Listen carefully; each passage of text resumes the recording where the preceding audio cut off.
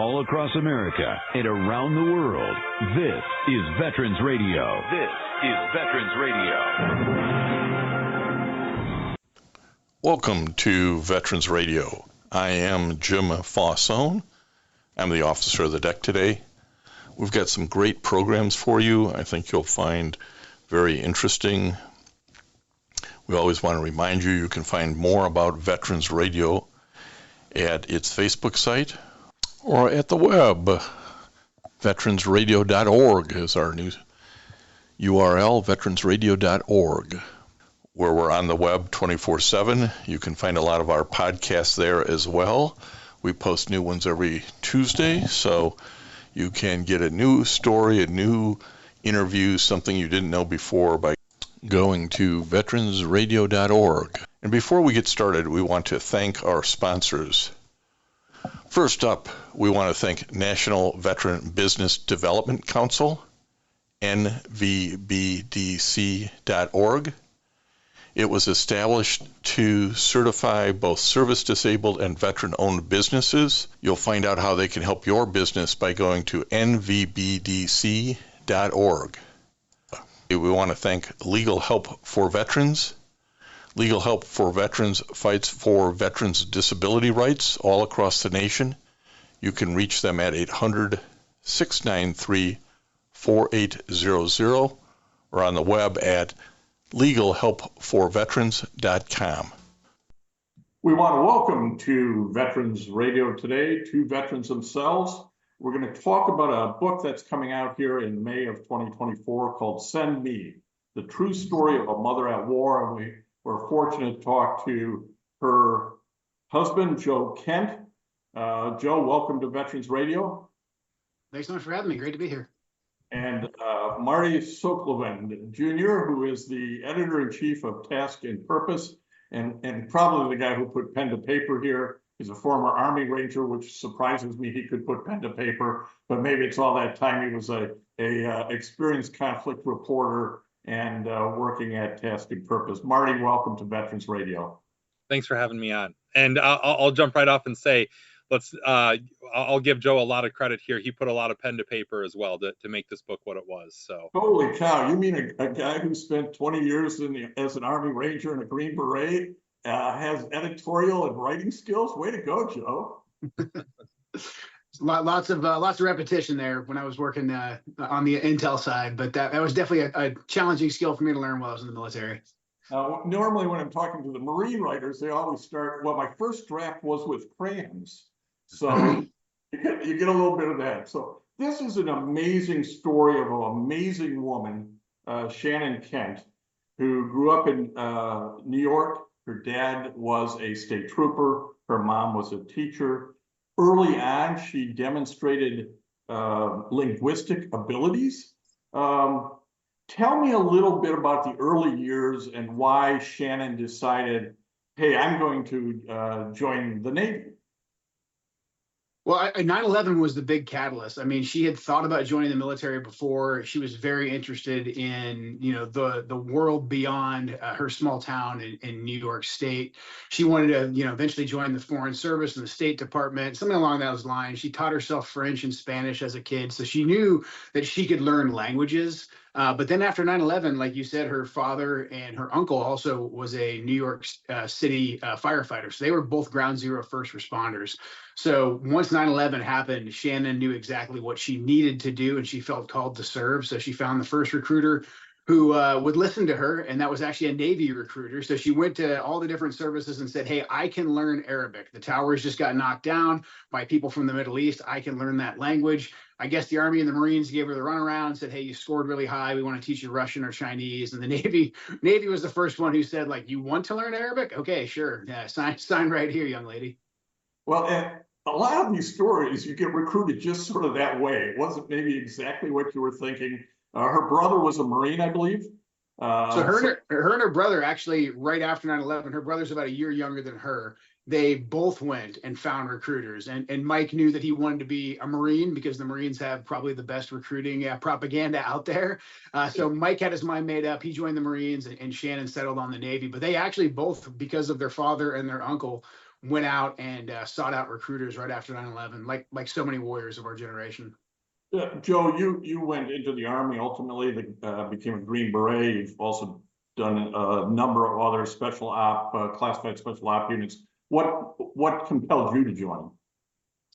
I was in before 9/11, so really, I like to say it was a combination of the A-Team and G.I. Joe growing up. I don't know, as far back as I can remember, I wanted to be a commando of some sort and read every single Vietnam book I could get my hands on. Eventually decided I wanted to be a Green Beret because they always seemed like they were involved in conflicts and adventures, even if America wasn't necessarily at war. So I was already fully committed by the time 9/11 happened, and that just really, heightened my resolve to stay in and to continue to fight. Marty, fill us in. Why did you join up and ultimately become an Army Ranger? I did come in after 9/11. I was a freshman or sophomore in high school when that happened, and certainly that solidified the idea that I was going to go directly into the military after I graduated high school. But similar to Joe, I grew up reading those Vietnam memoirs, and almost every male in my family had served in the military, so I grew up around those people. Even in high school, one of my uncles who's in the Air Force, he was like an OIF 1 guy. So I still remember sitting on the phone in the kitchen talking to him overseas in Iraq. And I think my entire world just kind of pushed me in that direction. And there was never really any idea other than I'm going to go join the Army. And I think it was I specifically wanted to be a Ranger because of a combination of seeing Black Hawk Down and then reading the news reports about Takur Ghar. I wrote a high school report on Roberts Ridge, or the Battle of Takur Ghar, and that really, I think between that and Black Hawk Down, really solidified the idea of, like, I don't want to just join the Army. I want to be an Army Ranger and, go. They seem to be where the fight is, and I wasn't wrong. Well, veteran radio listeners, so we're talking to two real committed patriotic men here, but the real emphasis on this discussion is an incredible woman, Shannon Kent, who joined the Navy and had this incredible career as a linguist and cryptologist. Joe, explain to the regular folk out there what a Navy cryptologist does. Yeah, it's a really long way to say that she steals enemy signals. So basically, if it comes out of a cell phone, it comes out of a computer or radio transmission, she was trained to tack into it, to steal it, to decode it. But then a big issue with that is that usually it's in a foreign language. And so you'll get cryptologists that have the ability to do all the stuff with the ones and the zeros and actually steal the signal. But then you get people like Shannon who are dual trained to not only steal the signal, but then if it comes through in Arabic and multiple dialects of Arabic, that she can then translate it into actual intelligence. She went, and this is typical in the military, right? The defense, DOD has linguistics classes that they put you through, but these were things that she amazingly excelled at. Talk to us about some of that training and commitment to really go in depth as an Arabic speaker. Yeah, so she went to the Defense Language Institute out at Monterey, California. And it's interesting, you always hear about the training that Rangers go through and Green Berets go through, but you don't really hear about things like DLI because it just doesn't make for really cool video. However, it's some of the most challenging training that I think people in the military can undergo. It's 18 months of intensive language instruction where they take people from all over the United States of America who might not ever heard one word of a foreign language before, and they take them and they make them not just proficient, but they make them fluent in reading, writing, and speaking in about 18 months. And so that was, I think, Shannon's kind of dream job. So she got to be very deeply immersed in Arabic. But as anyone knows, as most people know, Arabic's a very complicated language. There's modern standard Arabic, but then there's different dialects. And Shannon really found a niche in the different dialects. When she finally got over to Iraq, she got pretty obsessed with how Iraqis actually talked versus, modern standard Arabic that she had learned in Monterey. And she had that ear. It's the same ear I think that musicians have. She was also musically inclined.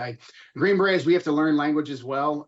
We don't need to learn it quite to that level. And one time when I was studying Arabic, I asked Shannon, like, what's the secret? How are you so good at this? And with a straight face, she said, well, you just listen to someone, a native speaker, say the word, and then you remember it, and then you say it exactly like they said it. I was like, okay, our brains are not exactly wired the same way. That's not how mortal men learn language. Yeah, you learn how to order a beer and a few other things, and she's actually. It was incredible in reading the book Send Me, that is coming out here in May of 2024. The focus that she had and her ability to pick up different dialects. And this isn't a sit-at-home job, is it? This isn't in a nice, comfy office in D.C. or in Monterey, California. Tell us about her overseas assignment and multiple deployments, Joe. So it's interesting, she initially volunteered right out of language school to go over to Iraq on what the Navy calls an individual augmentation. So she wasn't part of a unit that all deployed together, like Marty and I deployed. She deployed as an individual, and she basically could have gotten put anywhere, but she ends up at the Special Operations Task Force, and they essentially say, hey, your job is to help us intercept enemy communications and then to translate them. However, at the time, there was a high demand for people to go out and actually interact with Iraqis on the ground. And that was not what a lot of people wanted to do. They wanted to go kick in the doors and do the sexy type of direct action missions. But Shannon said, hey, I actually really enjoy talking to these people. I've got a knack for the language.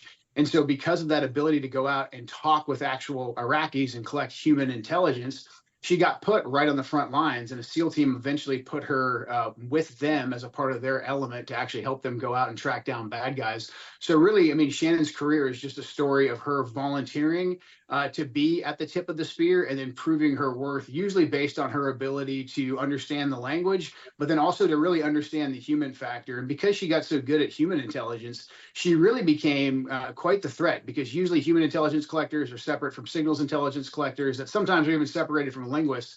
Shannon basically was a one-stop shop, and that's why she ended up down there on the ground level with a special operations task force, way before women were even allowed anywhere near combat arms. Marty, maybe you want to expand on this. She was an incredible woman warrior, fierce, focused, intelligent. Talk to us about how unusual it is for a cryptologist, let alone a woman cryptologist, to find herself at the pointy end of the spear with special operations. I think that the way we have to look at Shannon's trajectory through the military is put it in context of what was going on within the larger special operations world at that time. Shannon came in at a time when special operations was evolving from very siloed units like SEALs stuck with SEALs, Rangers with Rangers, so on and so forth. And basically what happened throughout the Joint Special Operations Command and some initiatives that happened in the mid-aughts there was they started bringing everybody together, and they needed intelligence to be that connective tissue throughout the organization. And so if you had somebody like Shannon come along, like Joe said, that was kind of a one-stop shop, could speak all the different languages, not just literally Arabic or French or Spanish, but the languages of the different special operations units and their cultures and that sort of thing. She was able to be that connective tissue, and she was able to get into these positions and get so close to the tippy point of the spear there and going out on missions, doing, taking part in direct action raids, all this sort of stuff, because she was able to get there before anybody was even asking if this is okay. You just had commanders on the ground over there saying, hey, this is a value add to my team. Our organization is changing to be more like, we need to have the people in place, share intelligence, and have people that are enabling the mission to be as effective as it could. I mean, it was an industrialized scale of network-centric warfare happening in Iraq back in the mid-aughts. And somebody like Shannon, you skipped right past, oh, can we have a woman with us, straight to, oh my God, she's somebody that can directly impact our mission and make us more successful on the battlefield. And so I don't think people even asked the question if it was okay. She just went right into it. It's one of those things where I think once you demonstrate yourself and that ability, the respect comes. She had a focus always to keep earning that respect and trained hard, both in physically, to be in physical shape, to stay with special operations, but also linguistically. She would listen, Joe, to Arabic news broadcasts at home when she was stateside to keep her language skills sharp. I mean, that's incredible to me.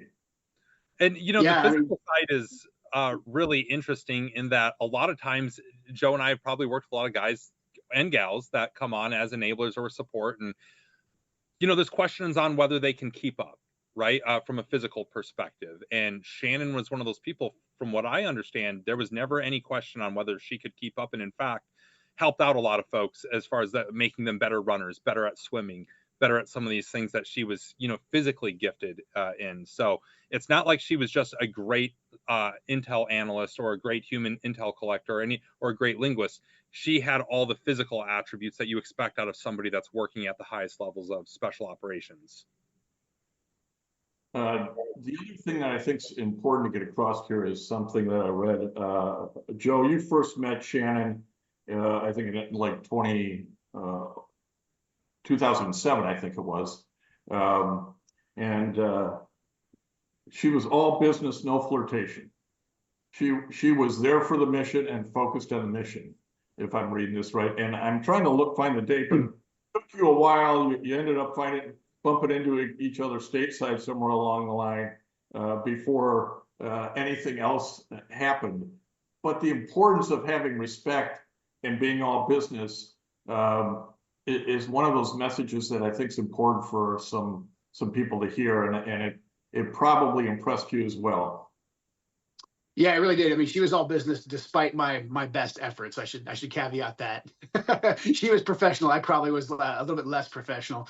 But yeah, no, I actually met her at the embassy complex in 2007. I was over there just trying to match up some of the intelligence that my human sources were reporting back with some of the signals intelligence people, and I literally just walked into a brief that Shannon was giving on a target that I was chasing.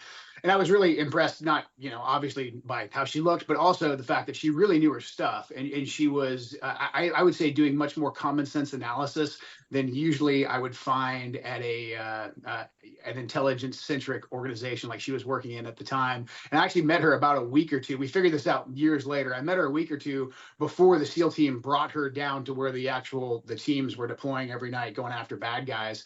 But she was there, and she was tying together the pieces in a way that really impressed me. And that was my fourth combat deployment, so I kind of thought that I knew what was going on. And the way that she was taking the human factor and overlaying that with her knowledge of Iraqi culture in order to hunt down bad guys, to put them into time and space so that we could kill them, was incredibly impressive to me as somebody who had just really dedicated my life to the Iraq deployments at that time. Just seeing that Shannon was equally as committed to me was really, really impressive, and something that stuck with me for many years until we actually ended up stationed at the same unit together years later. And I mentioned earlier her intelligence and her focus, but I think there's also, as you read the book, there's this positivity, but humility and humor that she had, Joe, that kind of took her to another place in terms of how people viewed her. Yeah, certainly. I mean, she just had a very humble personality, but very, very humorous. Always had a joke. Never really took herself or a situation too seriously. Which you know, I think a lot of people who've never been in a high stress, high performing environment like a special operations task force, you kind of tend to think that it's a very serious environment, and it is. But I personally think the true professionals are the ones who can usually rise above the situation and keep a certain degree of calm. And Shannon just exuded that in spades. I could tell from the time that we met, and once we met again later on in life and started dating. I mean, she had, I would say, almost the same demeanor as a lot of really experienced special operators who had just kind of been there and done that. And that was the way that she carried herself. Never had any ego. She was always quick to mentor, you know, the sailors and other troops below her. That was actually really one of her hobbies. She'd have people over to her house who were struggling at work. She started a swim program and a run program for some of the people that were below her in rank that were having a hard time in that realm. So that was just her nature, I think, as a human, but then also as a mother and as a wife and everything that she was. And maybe Marty, I'll ask you to talk about it. Shannon did, I think it was 5 overseas deployments. Joe did, I think, 11 combat deployments. Marty, tell us what happened on the last deployment for Shannon.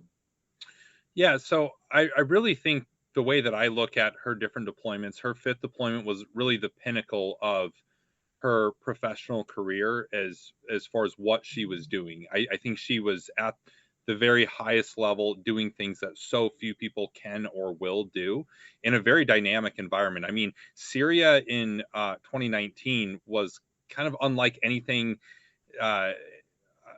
we'd ever seen before as far as like a geopolitical environment. I mean, it was a very complicated place where a mistake could cause a lot of problems at an international scale, right? We've got it in the book somewhere where one of the guys that we talked to that was also working that theater is like, I mean, we're literally looking at Russian flags and, you know, right across the way. And I mean, it was a very dynamic environment and a lot of places for things to go wrong. And you needed trusted professionals like Shannon. Shannon and Joe both were people that were a little bit of an anomaly, even within special operations, in the fact that they stayed at the tactical level throughout their entire career. I mean, it was usually people move on to sort of administrative leadership sort of positions. They were both very much at the ground level, like doing the job. And so for Shannon, that was her deployment. She was doing key leader engagements. She was doing source meets. She was very involved in shaping what was going on in Syria at that time in regard to a post-ISIS sort of mess that was there. Yeah, I mean, ultimately, you know, on January 16th of 2019, a suicide bomber came walked into the middle of their element as they were getting ready to leave an area they were working in Manbij, Syria, and it took the life of her as well as 3 other Americans and injured many more and killed many other Syrian defense forces as well. And as you read it in the book, even, it was a very tragic but very abrupt end to an incredible person's life. And that's one thing, you know, for Joe and the rest of her family, I imagine it was very, like, it's the last thing that they expected. You consider when a family member goes off to war that's certainly a possibility, but the odds are in your favor. Most people who go to war, at least in the 21st century, they come back from war, right? Like, maybe not in one piece all the time, but they're coming back alive usually. And so you just figure the odds are in your favor. So her dying after such a long career of doing incredible work and as a mother and kids, and it was very abrupt. And so we tried one of my hopes with the book, as people come to know Shannon throughout the book, is that they experience even 1/1000th of the pain and just loss that Joe and her family felt when they found out. You know, she's an incredible person, and we always go out of our way on Veterans Radio to pay honor to those who are lost. And along with Shannon that day, it was Jonathan Farmer, a Green Beret, Scott Wertz, a civilian intelligence officer she worked with a lot, and Gadar Tara, a Syrian-born contractor who had returned to Syria to be an interpreter for the U.S. military. All 4 of those folks lost their life on a suicide bomb event on January 16th, 2019. The recognition, this doesn't do the family any good, but it's important, I think, for society. The recognition Shannon got in death is substantial. The country honored her, the Navy honored her, the chiefs in the naval honored her. She was the first enlisted service person to be in state at the Naval Academy. She's buried at Arlington. The number of speakers and commentators about her incredible patriotism. And I'm sure it, as I say, it doesn't do any good for the family at the time, but I think it's important, and certainly one way society recognizes these heroines who have been out there working so hard. Now, I had to read 200 pages to get to the title of the book. And then when I got there, I went, it's so obvious. And the book, Send Me, the true story of a mother at war, Send Me, comes from a biblical quote, Isaiah 6-8, where it's asked, whom shall I send, Lord? And the response is, send me. And that really captured up Shannon's spirit, right? She could have ducked out 6 different ways on these deployments, but she really responded with that send me approach, didn't she, Joe? She did. I mean, that was how we lived our lives. I mean, that's why that was really what attracted me to her in the first place, and then why we decided to get married. I mean, it's we cover it in the book. One of our first dates, we just sort of talked about like, hey, why are we doing this? You know, why are you still in the military? Because we established we both had multiple deployments, and we were both just very much committed to our country, to our fight, to our brothers and sisters on our left and right. And we both figured, hey, if someone's gonna go, it should be us. And as we were talking about Shannon's final deployment, we talk about this a lot in the book. That was very challenging for our family. She had another path that was kind of carved out for her that would have left her back in the States. That didn't work out because of some catch-22 types of reasons. But she could have gotten out of that final deployment. And I know there was a lot of her and me that was saying, hey, you should just get out of this deployment. I mean, you're a mom now. It's completely different. No one's going to think any less of you if you get out of it. But at the end of the day, Shannon said, no, if people are going to go and they're going to be in harm's way, why am I any different? I have all the skills. I should be the one that goes forward and fights for our country. And so that's why we titled the book that way. And that's just how Shannon lived her life. Selfless sacrifice. It's incredible. Marty, as the executive editor-in-chief of Task and Purpose, this has to be, you see many stories, but this one just has to be right at the top of the list. And it's not even my work in journalism. I mean, that's certainly part of it. I've seen a lot of these stories. I've been to a lot of memorials for fallen service members. There's, I know this world pretty well. When I went down to meet Joe in Virginia, or the Maryland, Virginia, DC area there, where they lived, and I still very vividly remember sitting down at a table to talk to Joe and one of their family friends, Ali, and kind of doing the initial interview. And then it was, I think, the next day that we went to the memorial at the Naval Academy, and that was when it really hit me how much of an impact Shannon had on this world, on the military, on the special ops community, on this, but this world. She had such an impact. That the people that came out for that, it was unlike anything that I'd seen. Like I said, it's not the first memorial for a fallen service member I'd ever been to. It was unlike anything that I'd ever seen. And even through writing that initial article about her, you go through some of it, and there's times where I'm almost like, man, I couldn't make this up. Like, this is something that you almost, like, if you're trying to write like a Jason Bourne character or something like that, you would maybe come up with some of this stuff. Like, but this is a real person that really possessed these capabilities, but also the capacity for being a mother, for being a wife, for a sister, a friend, a mentor, like all these other things that you don't typically associate with the cold-hearted killer special operator, right? Like, but she was able to do all of those things. And I really, when I first saw the first news report when it came out, obviously I have to follow the news pretty closely, and I saw the first articles come out on January 16th about an explosion in Syria, and then a couple in the days after, where they released the names after the families had been notified, and they were framing this as like they were out to lunch or something, like this was some sort of like joyride that they were doing in Manbridge. But even I knew at that time, looking at, okay, Scotty Wirtz, Shannon Kent, John Farmer, Gadir, like, this isn't John, I've said it a couple of different times, this wasn't the going out to lunch crowd. Like, this wasn't the people that were just messing around in a war zone. Like, those types of people aren't together in a war zone for messing around, It's all business. It's all business. And again, it's an inspiring story.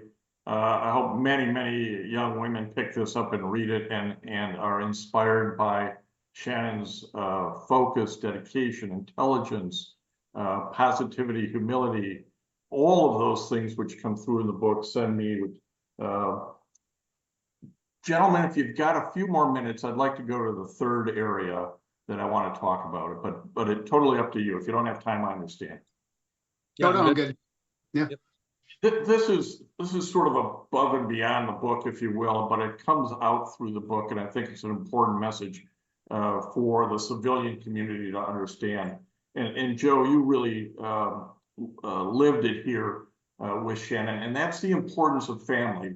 Both you have two boys, both as parents, the importance of being able to deploy and take care of the kids, but also sisters, mothers, friends, cousins.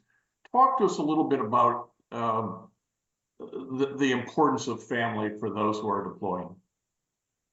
Yeah, I mean it's incredibly important, especially if you have kids. I mean, I was pretty fortunate. I did the vast majority of my deployments before I was married, before I had kids, and so that definitely gave me a different view of deploying. And I actually had I've gone back in years since and kind of apologized to some of my teammates who had kids and had families, and like I was living this great adventure and wondering why they were having some sort of struggles at home and things like that. But it is very challenging. And so if you don't have a spouse that understands why you're in the fight and has equally committed to you, it's going to be very difficult. And I was very blessed to have Shannon in my life, because she understood exactly what I was going to go do whenever I deployed, when we were married and had kids. But then also having a family support system. I mean, my parents were absolutely amazing. They would always fly out if I was gone or if Shannon was gone to help us out with the kids and just to be there. Shannon's sister lived with us for a year after our first son was born, and was basically, when Shannon and I were both off at work, or I deployed for a big part of that year, and it was Shannon and her sister there with my first son, with our first son, Colt. And then, once Shannon deployed again, both my parents came back out. Shannon's parents came down quite a bit. We did, and then just a robust network too of friends. I mean, the longer you're in the military, the more people, get married and have kids and those types of things. And so you do end up really supporting each other. And Shannon had a really great community up there in the Fort Meade area of other working mothers, who were going through some of the same struggles as well as her. And so they were able to support each other. And so it's something that doesn't get talked about anywhere near enough. I think as we discuss going off and deploying to war, how important that home structure is, and just how vital the family is. We have a recruiting problem in this country that's well documented, and part of it, I think, are parents who don't have any exposure to the military lifestyle think in part their kids, whether it be a boy or a girl, a young man, a young woman, are going to be lonely, that they're not going to have family, that there's not going to be this community or network around. But one really develops, and Marty, I'm sure you saw that as well in your time in the service. Yeah, so on the tail end of my military career, I was a recruiter, and there is a big gap between what parents think the military is and families think the military is, and what it actually is. But ultimately, at the end of the day, it is service. You are going to go do something that is not always going to be comfortable, that is going to make complications for you at home and in family. And to Joe's point, if you've got people in your life that understand that and are able to support that and support you, that makes all the difference in the world. It really does. I didn't do any of my deployments with kids. I was with my wife through 4 out of my 5 deployments, but we didn't have any kids or anything like that. I look back on it now. I totally know what you're saying, Joe. Like I look back at the guys I deployed with who had families and kids. I'm like, I don't know how they did it. I literally cannot understand what it would take to be able to go through that. And Joe, even at the tail end of your career, with you still deploying and having to say, kiss the kids goodbye. Like, I mean, that is a level of service that I don't think most people will ever understand. And we don't give enough credit to the mothers who do this, right? Joe, everybody's focusing on what an incredible warrior Shannon was and selfless she was. But she brought that same sort of energy to being a mother, didn't she? Yeah, she most certainly did. I mean, Shannon somehow squeezed 25 to 26 hours out of every single day. I mean, that was just her personality. She really just went all in on everything that she did, including being a mom. I mean, she carved out a ton of time for our sons. She was there, when they woke up in the morning. She was there when they would go to sleep at night. That's another reason why her 5th deployment was so painful for her to actually say goodbye and leave the boys. And it was a much bigger conversation that we had, and just a very hard lift for her. But I mean, she put a ton of zeal into being a mother. I mean, it's crazy now that I look back on it. There was so much that Shannon was doing to make memories, to document our memories. She made these great family albums and these family books that when she was doing it, I thought she was a little bit like obsessive. It's like, what's the timeline? Why do you have to do this? Like, right. I mean, she would make sure that she did them, basically every year on the year. She was just really good about making memories, making every meal special, decorating our house with artwork that she made that was, that represented both of the boys. I mean, she Shannon did not do anything halfway. She did everything all the way, and she loved our sons and was a great wife, 100% of the time. So it's just she's just an amazing human and loved everyone in her family, and then also just her military family as well. And some of this is just, again, I think the civilian world doesn't get this. It's perfectly normal stuff that military moms are doing. They're making the garden out back. They're cooking special meals. She had an artistic talent with mosaics. As you mentioned, I'll call it scrapbooking. I don't know if that's the right term, but all that's normal mother stuff that civilian and military moms have together. And we need to kind of get it across to folks that it can be a great life, and you can do all these things, can't you, Joe? Yeah, you certainly can. I mean, our neighbors in our neighborhood really, they knew that Shannon was in the military. I think they thought that she was like a translator that worked at Fort Meade and kind of had an office job. It wasn't until she deployed and she was killed they really understood what she did, because she was out there, pushing the stroller with all the other moms. I mean, they were all making gardens together, just, very normal, everyday 9-to-5 stuff. I think they knew that I had this neat title of like being a Green Beret or whatever. So they assumed I was off doing, commando type of things. But they thought that Shannon was just the normal housewife, working mom, just like the rest of them. But yeah, you're right. I think as the military has such just a male forward-facing appearance for obvious reasons, people do forget that women in the military are going home and cooking meals and making photo albums and just doing all the regular mom type of stuff. And they balance all of that. And I think that's a much more difficult balancing act than it is being a working dad in the military, just because I think that, most of society understands what a working dad is, but this working mother also being in the military is something that's relatively new. Look at that, a macho Green Berets recognizing how hard working mothers work. That's good stuff right there. I want to thank both you guys for taking the time today to talk to veteran radio listeners about Send Me, the incredible true story of a mother at war. It's really the Shannon Kent story,